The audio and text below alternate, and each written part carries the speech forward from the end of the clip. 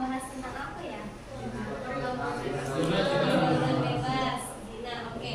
Ada yang bisa menjelaskan apa itu pergaulan bebas? Pengertiannya atau ya contohnya bisa. Ada yang berani? Boleh dari perempuan atau dari laki-laki? Perwakilan saja. Pacaran, apalagi? Mabok, apalagi? Apa? Narkoba, apalagi?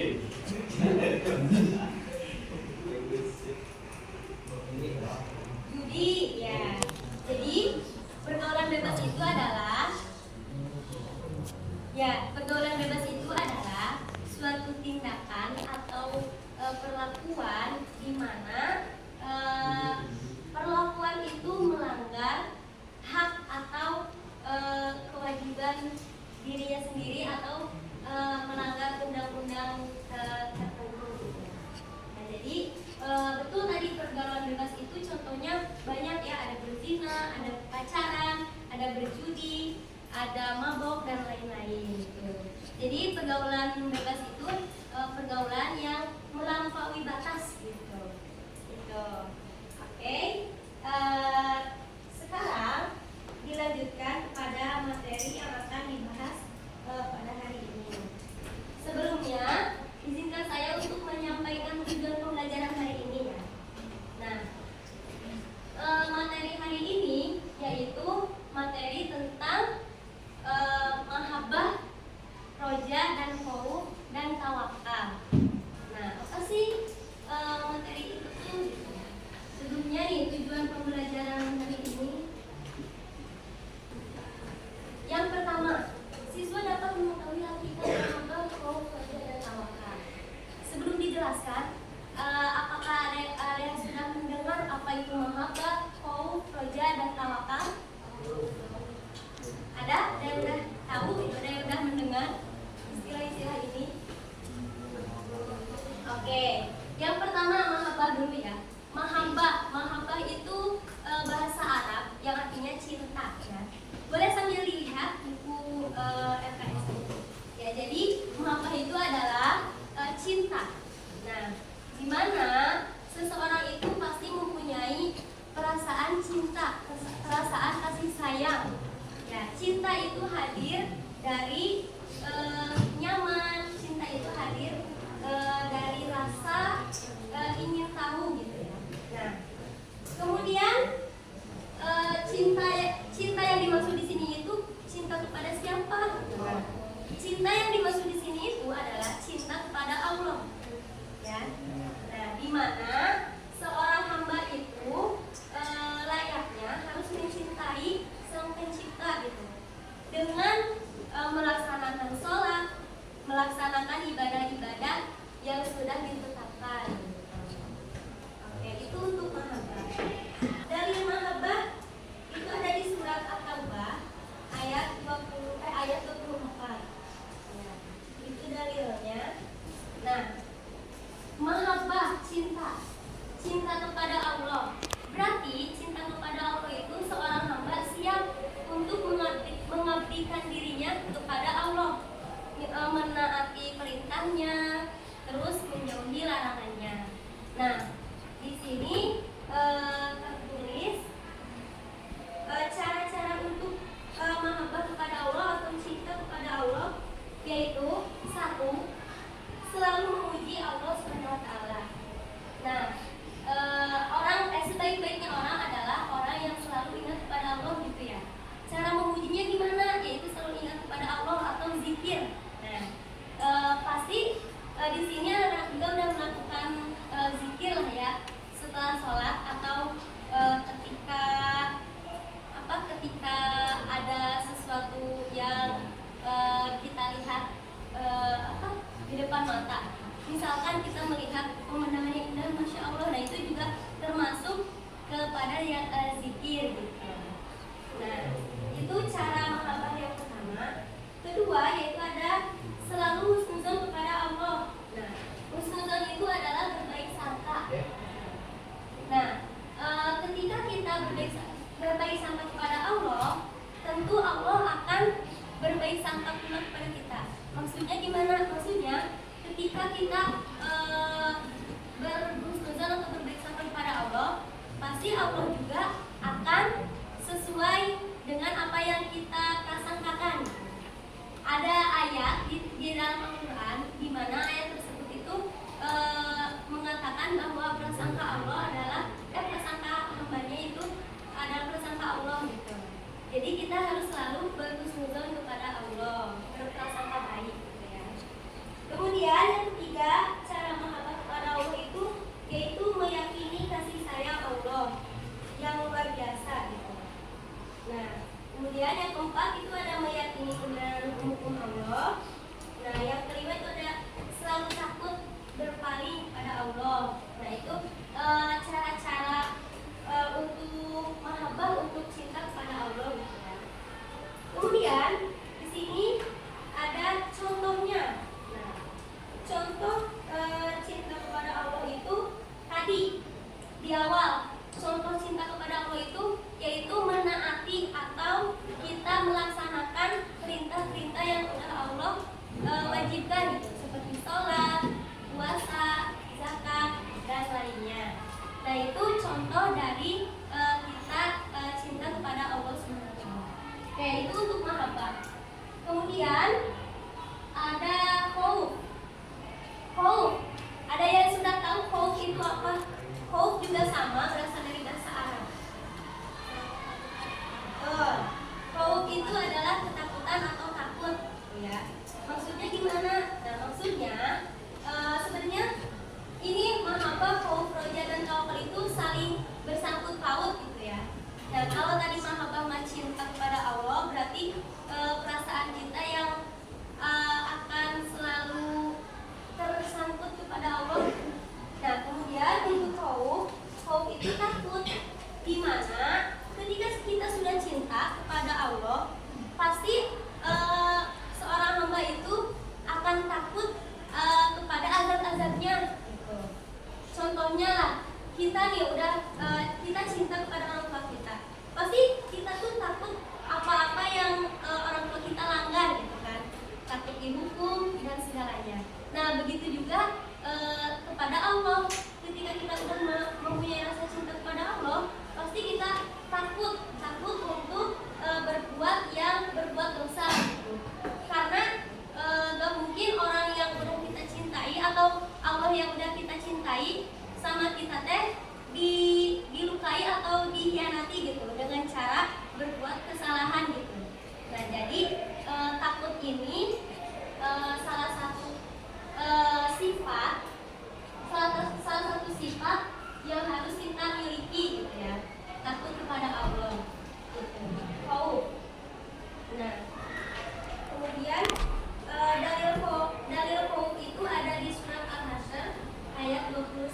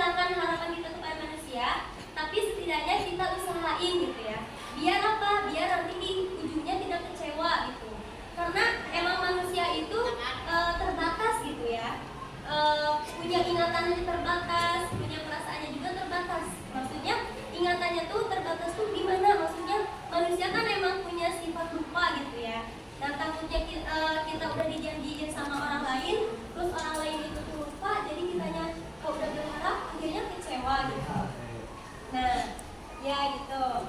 Jadi roja ini yaitu berharap. Kenapa tadi ya? Kenapa harus berharap kepada Allah? Yaitu tadi segala sesuatu yang ada di bumi ini berasal dari Allah Subhanahu Wa Taala gitu.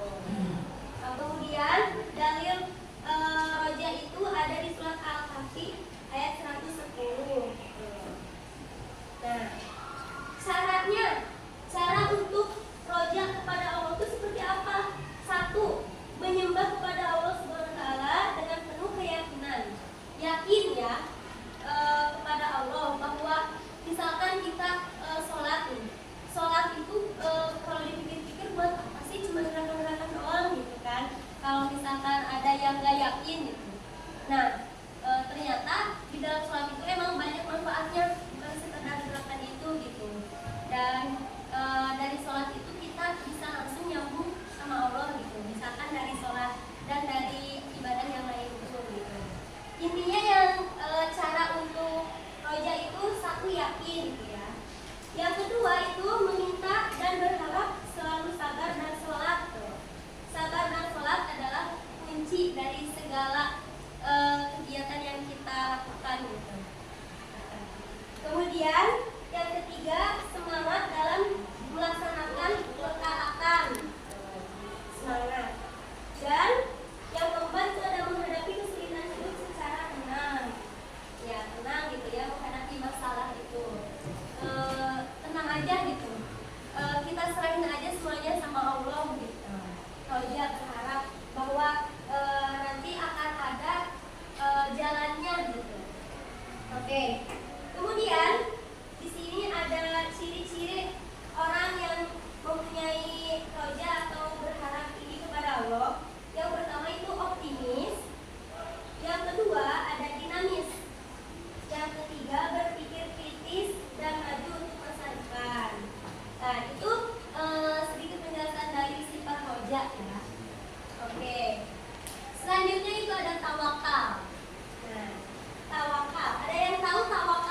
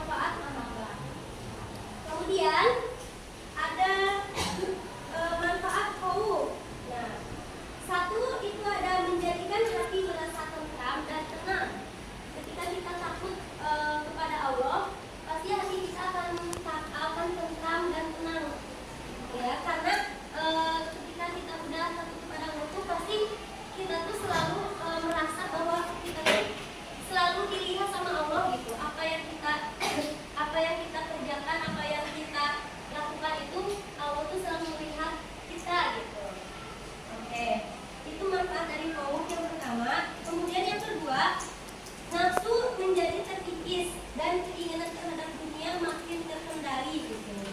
Ketika kita sudah mempunyai rasa komo, pasti keinginan-keinginan yang kita inginkan di dunia ini tidak terlalu diprioritaskan gitu.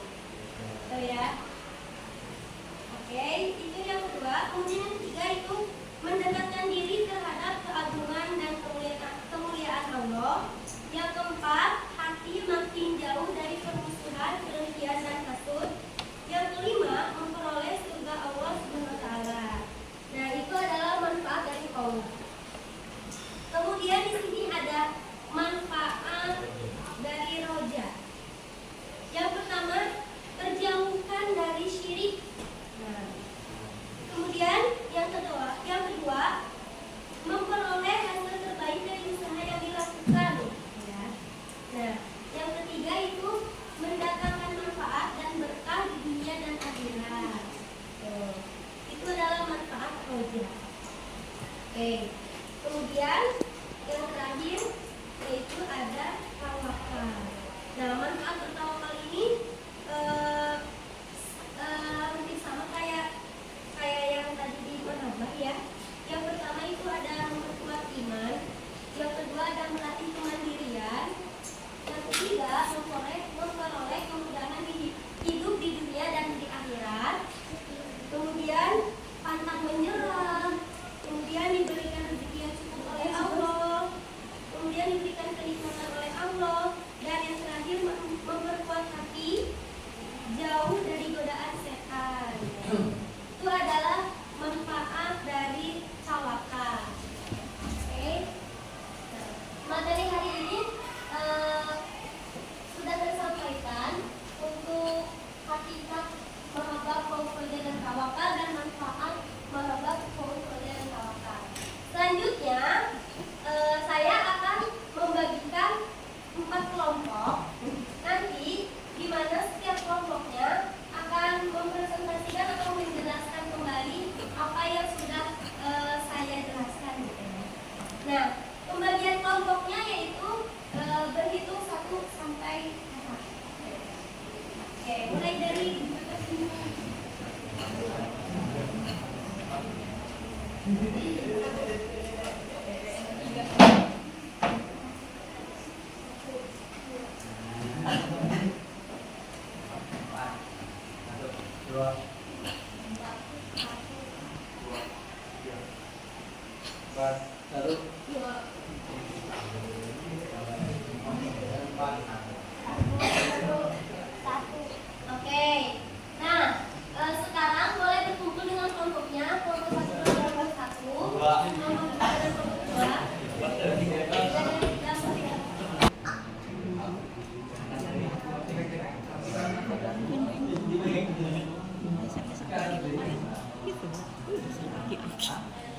jadi dibawa bercanda